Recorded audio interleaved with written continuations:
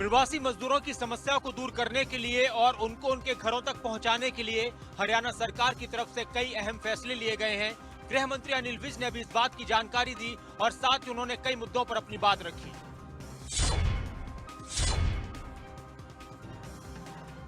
हरियाणा में प्रवासी मजदूरों का दूसरे राज्यों से पलायन का मामला बदस्तूर जारी है। ऐसे में हरियाणा सरकार के लिए भी मजदूरों की यह समस्या बड़ी चुनौती साबित हो रही है।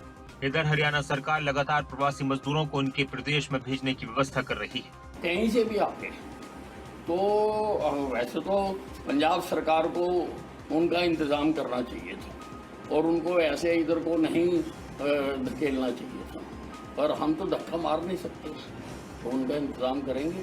तो उसके लिए हमने कह दिया है कि उनके लिए शेल्टर बनाया जाए और उनको रखा जाए, और जैसे ही समय मिलेगा हम उनको भेजने का भी इंतजाम करेंगे।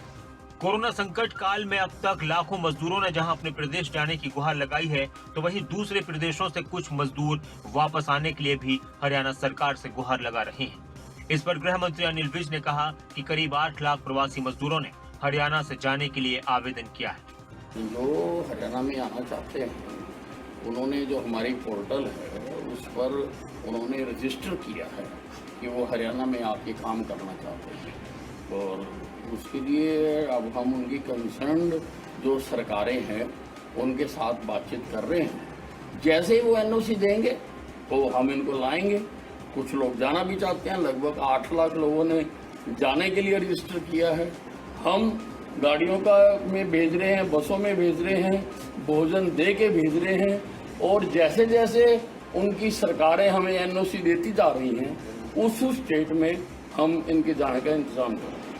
हरियाणा के गृह मंत्री अनिल विज ने कोरोना पर विपक्ष की राजनीति करने के मुद्दे पर भी बयान दिया। उन्होंने कहा कि कोरोना संकट काल में किसी पार्टी या नेता को राजनीति नहीं करनी चाहिए। इस लड़ाई को मिलकर जीता जा सकता है। किसी पर दोषारोपण और नुक्स निकालने का ये वक्त नहीं। देखिए, इसके कोरोना के ऊपर कोई राजनीति किसी को नहीं करनी चाहिए और इस लड़ाई को मिलकर जीतना चाहिए। किसी का ऊपर दोषारोपण या कोई नुक्स निकालने का ये समय नहीं है। एक ऐसे वक्त में जब कोरोना का संकट पूरे देश और पूरी दुनिया पर है, अब कारोबार ठप हो रहे हैं, तो दूसरी तरफ पलायन करने वाले मजदूरों की वजह से भी सरकार के सामने चुनौती आकर खड़ी हो गई है।